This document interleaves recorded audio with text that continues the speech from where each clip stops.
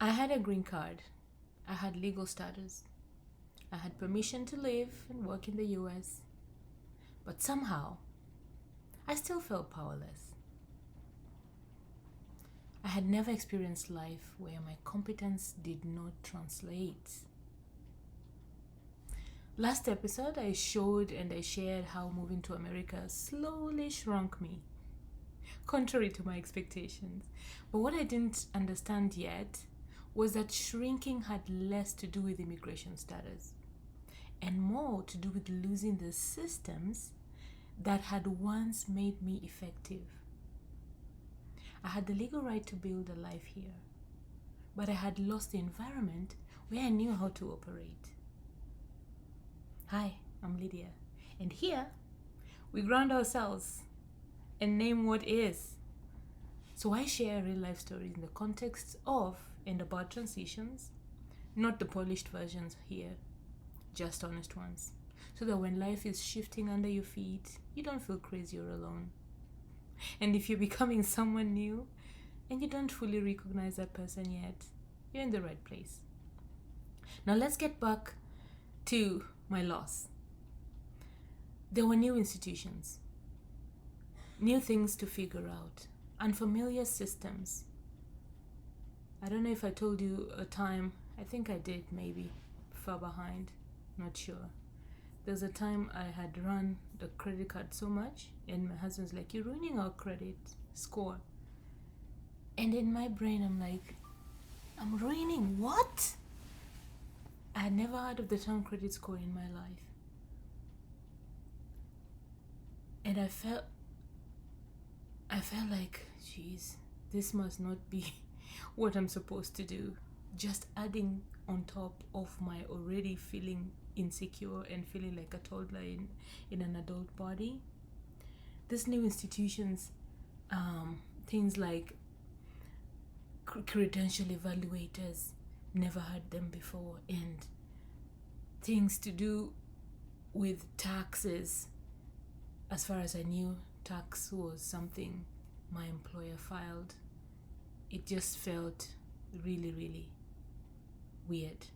Credentials not translating, particularly after now I had to go through credential evaluations and suddenly go, your legal degree doesn't matter here. There were cultural cues I just did not know. There's this kind of smile that still today doesn't land. I don't know it. I prefer conversations. I prefer a full smile. That's just my preference, So I know it's coming from inside and we are genuinely, saying hello to each other or something like that. Having to learn basic things like getting to use a credit card more or a debit card, paperless system more, minding your own business, just not saying hello and that's okay. And yeah, things were a little bit destabilizing. Well, I know I had a law degree, I know I had experience, I know I had education, but suddenly everything that used to make me competent felt unusable. I was not waiting for permission per se. I was trying to understand a system that did not recognize the person I used to be. And I had a problem with that. I could not understand it. So much so that the first time someone asked, I remember we were in church, they didn't know I was new, or maybe we're trying to just strike a conversation, and asked, "So what do you do?" I hesitated.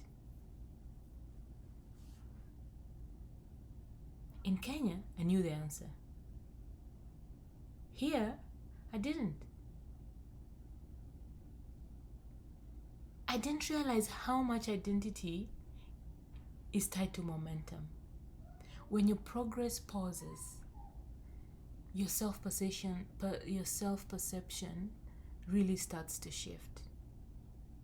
I was not blocked, not at all, but I was disoriented. And that distinction right there matters. I didn't understand this at that time, but autonomy is psychological oxygen.